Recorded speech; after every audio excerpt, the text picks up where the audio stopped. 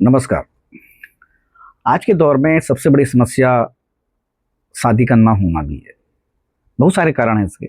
बहुत सारे कारण ये भी हैं कि वैचारिक मतभेद भी हो रहे हैं लोगों के, शादियाँ टूट भी रही हैं और ख़ास तौर पे आज के दौर में चाहे वो लड़का हो, लड़की हो, उनका ज़्यादा फ़ोकस पहले एजुकेशन पे बाद में करियर को लेके हो जाता है। तो कारण उसका बड़ा साफ हो जाता है फिर। पहले के दौर में जल्दी शादियाँ होती थी। किसी ने ग्रेजुएशन कर लिया उसके बाद शादी हो जाती थी। लेकिन आज के दौर में और वो उम्र भी करीब 22 से 24-25 के आस-पास रहती थी, चाहे लड़का हो लड़की।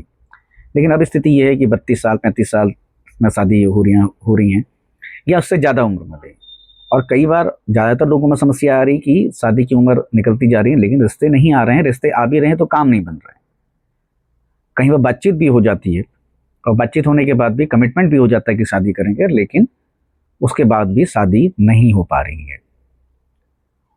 और जो कुंवारी कन्या हैं या फिर जो कुंवारे लोग हैं जो शादी की इंतज़ार में हैं, तो उनके लिए सावन से बेहतर कोई महीना नहीं होता जिसमें वो भगवान शिव की पूजा करें और उसके बाद अपनी कामना करें कि शादी हो जाए, तो वो भी कर सकते हैं।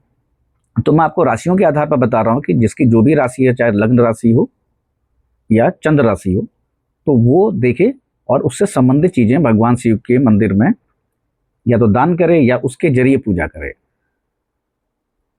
अगर वो ऐसा कर सकते हैं एक संकल्प के साथ, एक मनोभाव के साथ कि भगवान हमको देंगे और जो अड़चन आ रही है, जो दिक्कतें आ रही हैं, वो दूर हो जाएँ, तो आप अपने राशि के आधार पर इसको देखें और उसके बाद उसका उपाय करें।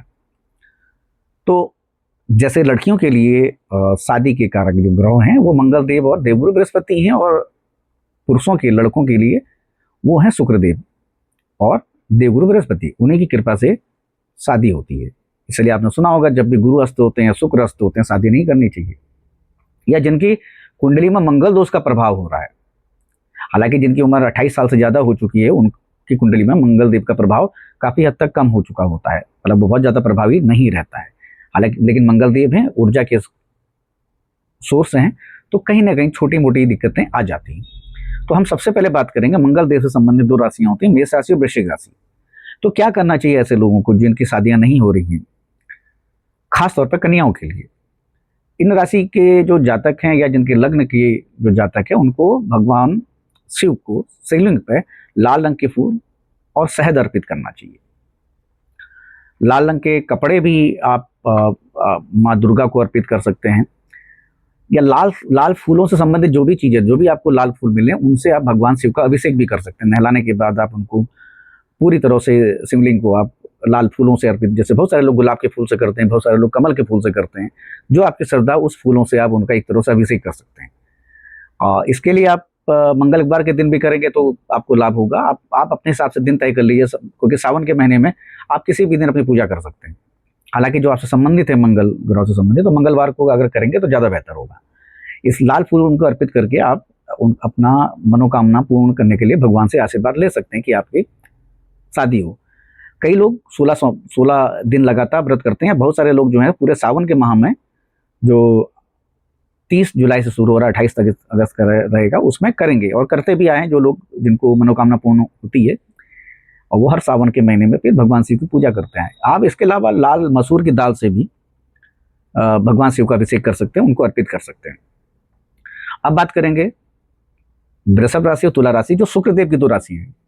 आपको क्या करना चाहिए? आपको माँ दुर्गा को लाल रंग की चूड़ी या चुनरी या जो श्रृंगार का सामान है वो अर्पित करना चाहिए। इसके साथ ही कमल के फूलों से भी अगर आप भगवान शिवलिंग का अभिषेक करेंगे, उनको सजाएंगे, तो उससे भी आपको लाभ होगा। फूलों की संख्या आप तय कर सकते हैं, क्योंकि हर आदमी अपने अपने सामर्थ्य के आधार पर तय कर सकता है कि आप कितनी कितनी अर्पित कर सकते हैं। जैसे 108 की संख्या होती है, 54 की संख्या होती है, 21 की संख्या भी मानी जाती है, तो आप उस आधार पर कर सकते हैं। और साथ ही सफेद रंग के फूलों से भी भगवान शिव की आराधना करेंगे तो आपके शुक्रदेव मजबूत होंगे। खास तौर पे जो लड़के हैं, उनके लिए शुक्रदेव को मजबूत करना जरूरी है, तो इसलिए वो खास तौर पर भगवान शिव की आराधना कर सकते हैं। इसके साथ ही आप इत्र से भी भगवान शिव का अभिषेक कर सकते हैं। गुलाब के इत्र से कर सकते हैं, और भगवान शिव को नहलाने के बाद उनकी पूजा अर्चना करने से पहले जो भी आप उनको इत्र अर्पित कर रहे हैं, और इत्र इतना होना चाहिए कि पूरा जहाँ पर मंदिर है वो उसमें पूरे खुशबू महसूस हो लोगों को। तो इस प्रकार से भी आप इत्र से अभिषेक कर सकते हैं, जो ये खासतौर पर वृषभ राशि और तुला राशि के जातकों के लिए। अब बात करते हैं मिथुन राशि और कन्या राशि के जातकों को क्या करना चाहिए। इनके स्वामी बुधदेव होते हैं। शिवलिंग पर बेलपत्र के साथ साथ हरे रंग के मूंग की दाल से भी भगवान शिव को अर्पित आप कर सकते हैं, उनसे अभिषेक कर सकते हैं। इसके साथ ही सावन के महीने में आप किसी किन्नर को आपको मिले तो बुधवार के दिन आप उनको हरे रंग की चूड़ी, हरे रंग की साड़ी, उस दक्षिणा देके आशीर्वाद ले सकते हैं। पैर छूने के बाद उनसे बोलिए कि आप आपके सिर पर पल्लू या आशीर्वाद हाथ रख दे, कंधे पे हाथ रख दे, सिर पर हाथ रख दे। तो इससे क्या होगा कि आपको काफी लाभ मिलेगा, क्योंकि माँ आदिशक्ति और भगवान शिव का रूप जो अर्धनारीश्वर रूप है वो किन्नरों में वास करता है। वो रूप एक तरह से साक्षात वो है। तो आप उनका आशीर्वाद ले सकते हैं। तो आपके जो अगर मैरिज में समस्या आ रही है, डिले हो रही है, बुध ग्रह आपके लग्नेश भी हो सकते हैं, आपकी राशि के स्वामी भी हो सकते हैं, तो आप ये उपाय करेंगे तो आपको काफी लाभ होगा। अब हम बात करें कर्क राशि। कर्क राशि के जो स्वामी होते हैं चंद्रमा होते हैं। शिवलिंग को आप दूध या मिश्री अर्पित करें, उसके अभिषेक करें भगवान शिव का, और पंचामृत से भी आप कर सकते हैं। सफेद रंग के फूल भगवान शिव को काफी पसंद है, तो आप उससे भी उनकी पूजा करेंगे तो आपको उसका लाभ मिलेगा। जिनकी शादी नहीं हो रही है, बातचीत होते होते टूट जा रही है, कोई रिस्पॉन्स नहीं आ रहा है, आप भगवान शिव को स्नान कराकर सफेद रंग के फूलों से उनका पूरा अभिषेक कर सकते हैं। पूरे जो शिवलिंग को पूरी तरह से सफेद रंग के फूलों से ढक सकते हैं। इस प्रकार के भी बहुत सारे लोग कर सकते हैं। आप एक माला बनाकर भी पूरे रैप कर सकते हैं, उसमें लपेट सकते हैं। तो ये कर्क राशि के जातकों के लिए। अब बताएंगे सिंह राशि के लिए जातकों के लिए। सिंह राशि के जातकों के लिए है कि अगर वो तांबे के लोटे से जल से भगवान शिव का अभिषेक करते हैं, उसमें कुमकुम मिलाकर, लाल रंग का कुमकुम मिलाएं और भगवान शिव को अर्पित करेंगे तो आपको लाभ होगा। इसके अलावा लाल रंग के फूलों का भी प्रयोग कर सकते हैं भगवान शिव को प्रसन्न करने के लिए। जैसे मैं कहता आया हूँ कि संख्या आप तय कर लीजिए। जैसे आप गुलाब का फूल मान लीजिए, या कोई लाल रंग का फूल, गुड़हल का फूल, जो लाल रंग का फूल आता है। और अगर आप फूल के बाजार में जाएंगे तो आपको बहुत सारे लाल रंग के फूल मिल जाएंगे, तो आप उससे भी भगवान शिव का अभिषेक कर सकते हैं। अब बात करेंगे धनु और मीन राशि। इसके स्वामी जो होते हैं, दोनों राशि के स्वामी जो होते हैं, ये देवगुरु बृहस्पति होते हैं। तो आपको क्या करना चाहिए, खासतौर पर लड़कियों के लिए भी और लड़कों के लिए भी, भगवान शिव को हल्दी मिला हुआ दूध से भी आप उनका अभिषेक कर सकते हैं। हल्दी से अभिषेक कर सकते हैं, हल्दी की गांठों से आप अभिषेक कर सकते हैं। पीले रंग के पहनकर आप मंदिर में जाकर हल्दी की गांठ या सूखी हल्दी भी भगवान शिव को अर्पित कर सकते हैं।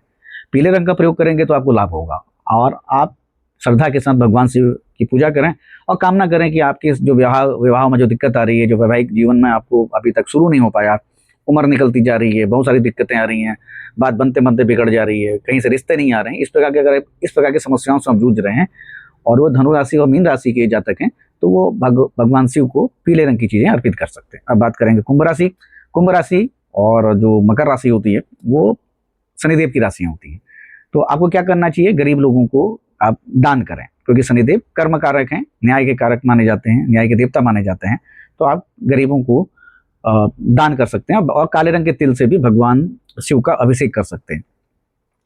और इसके अलावा क्या कि आप कामना करें कि आपका विवाह जल्दी हो, आपके विवाह में जो दिक्कतें आ रही है वो दूर हो।